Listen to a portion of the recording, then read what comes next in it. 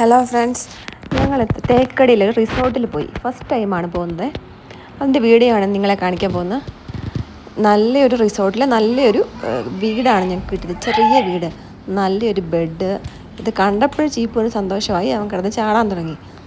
Bedroom, hall, bathroom നല്ല നല്ല ഭംഗിയായിരുന്നു. നല്ലൊരു ഹോംലി ഫീലിംഗ് ആയിരുന്നു.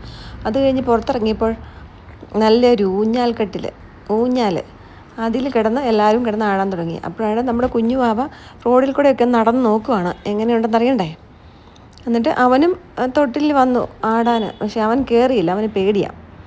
പിന്നെ ചീപ്പുവിൻ്റെ ഓരോ പോസ്റ്റിലുള്ള ആട്ടമാണ് ഈ കാണുന്നത്. പിന്നെ ഞാനൊന്ന് കയറി നോക്കി. അപ്പോൾ ആണ് അവനും കൂടെ കയറണം. അവന് കയറാൻ പേടി. അവൻ എന്നെ ഏൽപ്പിക്കാൻ നോക്കുകയാണ്. പിന്നെ അവസാനം ഞാൻ ഒരു മിനിറ്റ് പോലും അതിലെനിക്കൊന്ന് കിടക്കാൻ പറ്റിയില്ല. അവൻ്റെ വഴക്ക് കാരണം ഞാൻ എണീറ്റ് പോന്നു. പിന്നെ അടുത്തയാളും അവിടെ കിടന്ന് ആടാൻ തുടങ്ങി. പിന്നെ അതിൽ ചെറിയ പാർക്ക് പോലെ ഉണ്ട്. അതിൽ കയറിയപ്പോഴത്തേക്കും അവൻ്റെ കാലൊന്ന് തട്ടി. അതിൻ്റെ വിഷമത്തിലാണ് അവൻ അങ്ങോട്ട് മാറുന്നത്. അത് കഴിഞ്ഞ് ഞങ്ങൾ എലിഫൻറ്റ് സവാരിക്ക് പോയി. അപ്പോഴാണ് ഞാനും മോളും ആണ് കയറിയത്. അതുകൂടാതെ കൊച്ചും പപ്പായും ചീപ്പും കയറാൻ നോക്കി. പക്ഷേ കൊച്ചു ഭയങ്കര കരച്ചിലായിരുന്നതുകൊണ്ട് അവനെ കൊണ്ട് കയറ്റിക്കൊണ്ട് പോകാൻ പറ്റിയില്ല. പിന്നെ അവനെ ഇറക്കിയിട്ട് ചീപ്പു തന്നെ പോയി. അത് കഴിഞ്ഞ് തിരിച്ചു വരുമ്പോൾ ഞങ്ങൾ ജീപ്പിൻ്റെ മേൽഭാഗമൊക്കെ ഒന്ന് ഓപ്പൺ ചെയ്തിട്ട് കാറ്റൊക്കെ കൊണ്ട് നല്ല അടിപൊളിയായിട്ട് പാട്ടൊക്കെ പാടിയാണ് തിരിച്ചു വരുന്നത്. അതിൻ്റെ വീഡിയോ ആണ് ഈ കാണുന്നത്. അത്യാവശ്യം നല്ല ക്ലൈമറ്റായിരുന്നു. മഴയില്ല, എന്നാൽ ഒട്ടും വെയിലും ഇല്ല. ഒരു വിൻ്റർ സീസണിലെ പോലെ ഒരു നല്ലൊരു ക്ലൈമറ്റ്. ഞങ്ങൾ എലിഫൻറ്റ് സവാരിക്ക് പോയപ്പോൾ ആനയ്ക്ക് ഫീഡ് കൊടുത്തു. ഫ്രൂട്ട്സ് എല്ലാം വാങ്ങിച്ച് എല്ലാവരും ആനയ്ക്ക് തീറ്റ കൊടുത്തു.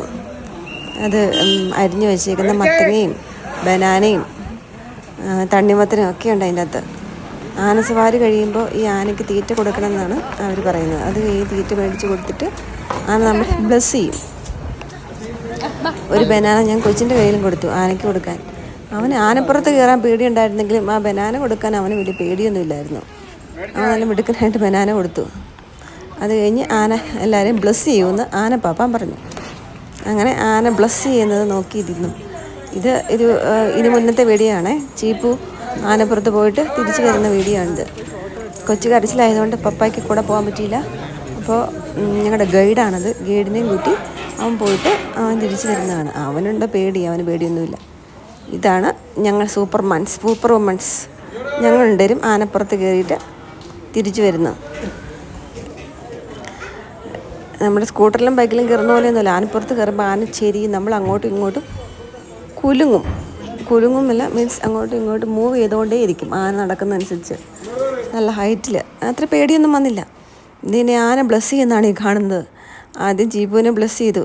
അത് അവൻ്റെ ഒരു അവൻ്റെ ഒരു പോർട്രേറ്റ് ഇരിക്കുന്നു.